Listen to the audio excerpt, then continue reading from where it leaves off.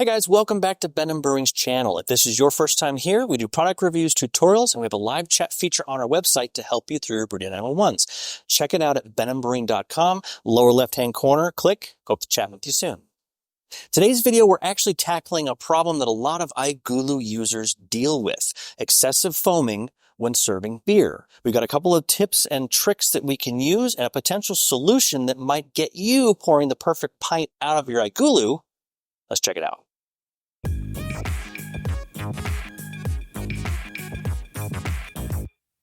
Before we get into today's video, quick reminder, if you do want to purchase the iGulu or any of their ingredient kits, we do have a 20% off coupon linked below. Use code BenandBrewing at iGulu.com.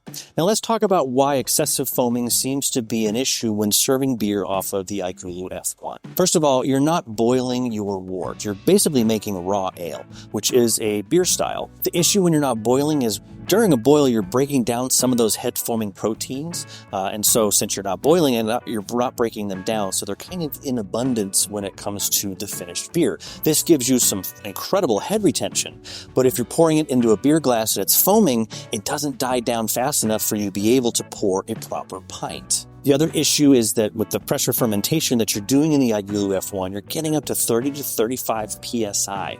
This is a lot of pressure. Normal beer serving pressure is 12 psi, 10 psi, so you're pushing the beer out initially with your first couple of pints extremely fast, which is going to splash it, it's going to cause it to foam. Finally, let's get to the serving tube on the iGulu. It is extremely short. You're looking at a couple of 8 inches or so of an actual serving tube. Normally, when you're balancing a beer line on a full-size kegerator, you're balancing pressure versus the length of the beer line. The beer line, the serving line that's in there for beer is way too short to minimize foaming in the glass. If you've ever tried to balance your beer lines in a kegerator, you know that it's a balance between pressure and beer line. The higher the pressure that you're serving under, the longer your beer line needs to be. So typically on a regular kegerator, you're looking at lines of 6 to 8 feet in beer line itself at a pressure of 10 to 12 psi. Well, we're serving 35 psi over 8 inches. So obviously the beer line is extremely short. So our first tip is actually something that's very simple, and you may think it may not make a difference, but if you're combining all 3 tips that we're giving you today, every single one is going to have an impact on the finished product. So tip number 1 is basically chill down your beer glasses. You want to make sure that you're not drastically changing anything that the beer is coming in contact with. So no sudden changes, and that includes pressure and temperature. If you're taking a beer that's at 40 degrees and you're pouring it into a 70-degree glass, it's going to foam up. It's a sudden change in temperature. So you want to make sure your glasses are chilled down, which should get at about 40 degrees or the correct serving temperature for your beer. Now, a lot of people put their beer mugs in the freezer, and that keeps your beer colder longer, but that's also if you're doing maybe some light lagers that you really don't want to taste. So I don't recommend freezing your beer glasses either, because you're going to run into the same thing. You're going to take a cold beer and suddenly drop its temperature, which, especially for someone that has incredible head retention, can cause foaming. So chill your glasses in your fridge before serving. All right, for our next tip, let's tackle the pressure that is initially in the iGulu keg post-fermentation. As I mentioned before, it gets up to like 30 to 35 psi, which is way too high of a serving pressure initially for your beer. Additionally, if you leave it at that pressure, you're going to overcarbonate your beer. So if you leave it and don't actually serve it, it will actually create more of a effervescent beer versus a typical bubbly beer, which is more appropriate for the style. The best way to combat this is post-fermentation. Once your iGulu unit goes into cooling mode, let it crash cool and reach its target temperature. That will allow some of that CO2 to absorb into the beer.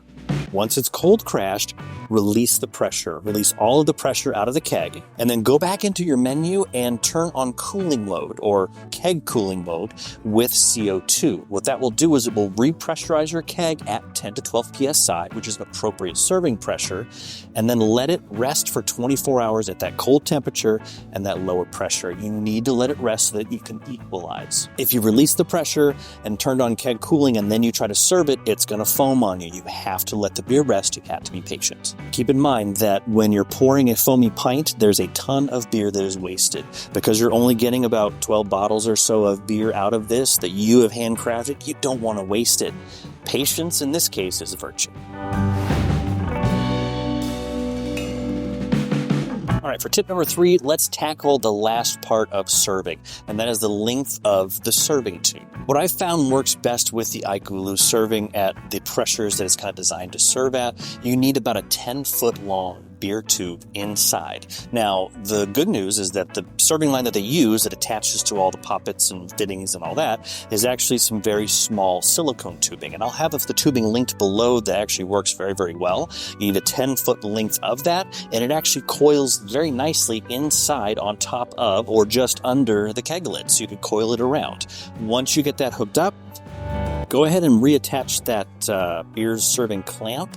Give it 2 or 3 clicks because you still need that to help slow the beer down. But what it will do is slow the flow and prevent the beer from foaming excessively as it goes through the longer serving line. Alternatively, if you have master mode or if you've unlocked master mode on your iGulu, you can actually specify what carbonation pressure you would like. So if you go with a lower carbonation pressure, you could technically go with a shorter beer line. But I would caution you with this. If you're lowering the pressure down, you're going to have a less carbonated beer, and so it may not taste the same or have that same refreshing quality that you're used to. So I recommend you keep it at 10 to 12 psi, do a 10-foot line inside of the iGulu. Okay, now let's take all 3 of our tips, combine them together, and see how we did. All right, so it's moment of truth time. We've got our chilled glass, we've got our reduced pressure that's rested for 24 hours, and we have our longer serving line. Let's see how it pours.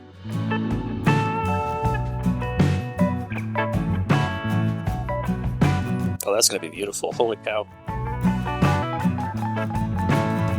Keep in mind, it is going to pour a little bit slower. Again, patience is a virtue, but because it's pouring slower, there's less chance of the CO2 coming out of solution, and so you will end up with a much nicer pint. Well worth it, trust me.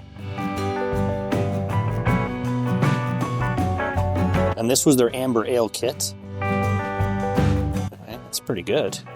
Still a little high on the head, but I gotta be honest, that is pretty good. That is very good, especially for a first pour after fermentation when it typically really foams up. I think that's fantastic. Let's give it a taste.